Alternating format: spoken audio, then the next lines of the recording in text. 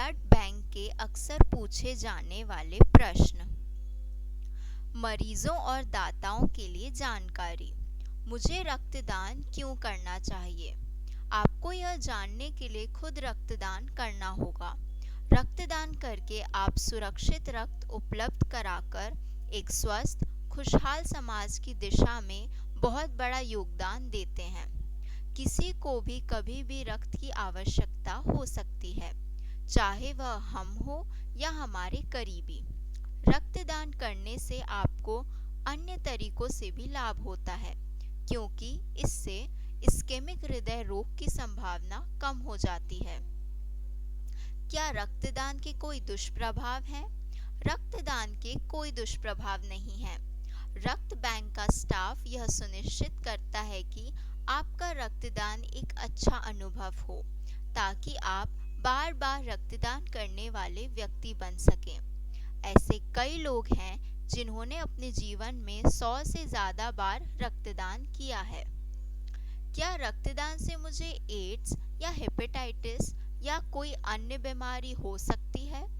चूंकि रक्त एकत्र करने के लिए केवल स्टेरॉइड डिस्पोजल का ही उपयोग किया जाता है और इन डिस्पोजल का उपयोग केवल एक बार ही किया जा सकता है, इसीलिए रक्तदान से किसी भी प्रकार की बीमारी होने की संभावना समाप्त हो जाती है। रक्तदान की पात्रता मानदंड क्या है?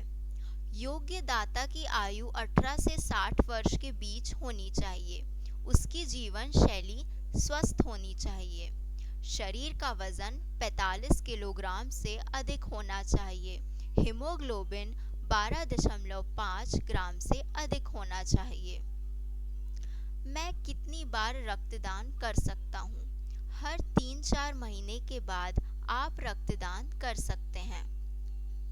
रक्तदान से पहले मुझे क्या खाना चाहिए?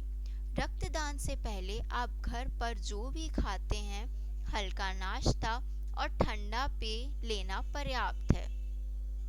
रक्तदान करने में कितना समय लगता है?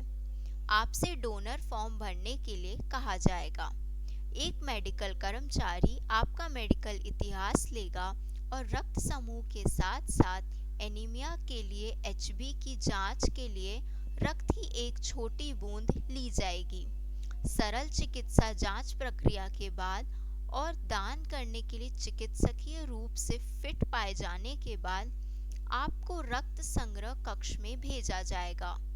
दाता से वास्तविक रक्त संग्रह में लगभग 7 से 10 मिनट लगते हैं। उसके बाद थोड़ा आराम और जलपान होता है। मेरे द्वारा दान किए गए रक्त का क्या होगा? ब्लड बैंक में आपके रक्त को संसाधित किया जाता है और रक्त संग्रह के 6 घंटे के भीतर इसे घटकों में अलग कर दिया जाता है, जैसे लाल रक्त कोशिकाएं, सफेद रक्त कोशिकाएं, प्लाज्मा और प्लेटलेट्स। इन रक्त घटकों को रोगियों के लिए उपलब्ध कराया जाता है। रक्त घटक बनाने से रक्त के सभी उपयोगी भागों का उपयोग किया जा सकता है और 1 यूनिट रक्त से 4 रोगियों को लाभ मिल सकता है। रक्तदान के बाद देखभाल। रक्तदान के बाद दाता को जो देखभाल करनी चाहिए। नंबर 1, रक्त बैंक से निकलने से पहले उपलब्ध जलपान खाएं और पिएं। नंबर 2, अगले 4 घंटों में सामान्य से अधिक तरल पदार्थ पिएं। नंबर 3, जब तक आप कुछ खा न लें तब तक शराब का सेवन न करें। नंबर 4, अगले 30 मिनट तक धूम्रपान न करें। नंबर 5, अगले 30 मिनट तक सीढ़ियाँ चढ़ने से बचें। नंबर 6, यदि रक्तस्राव वाले स्थान से रक्तस्राव हो रहा हो तो हाथ को ऊपर उठाएं और दबाव डालें। नंबर 7, यदि बेहोशी या चक्कर आने की स्थिति हो तो लेट जाएं या घुटनों के बीच सर रखकर बैठ जाएं।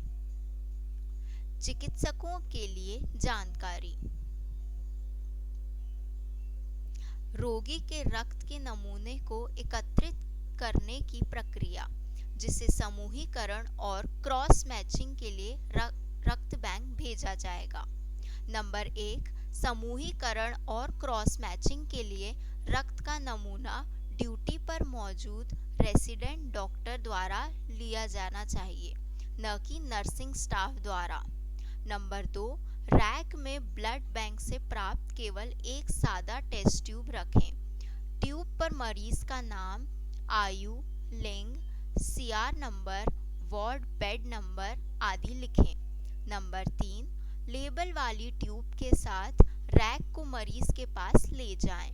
मरीज की पहचान के लिए निम्नलिखित प्रक्रिया का पालन करें। नंबर 1, यदि नमूना लेते समय रोगी होश में है तो उससे अपना नाम, बिस्तर क्रमांक आदि बताने को कहें। नंबर 2, यदि रोगी बेहोश है तो उसके रिश्तेदार या स्टाफ के दूसरे सदस्य से उसकी पहचान सत्यापित करने के लिए कहें। केस फाइल से रोगी के विवरण की पुष्टि करें। नंबर 4, 5 मिलीलीटर रक्त निकालें और प्री लेबल टेस्ट ट्यूब में डालें। नंबर 5, विवरण की पुनः जांच करें और टेस्ट ट्यूब के लेबल पर हस्ताक्षर करें। ऐसा न करें। नंबर 1, बिना लेबल वाली ट्यूब में मरीज से सैंपल न लें। नंबर 2, रैक में एक से ज़्यादा ट्यूब न रखें। नंबर 3, एक बार में एक से ज़्यादा मरीज से सैंपल न लें। धन्यवाद।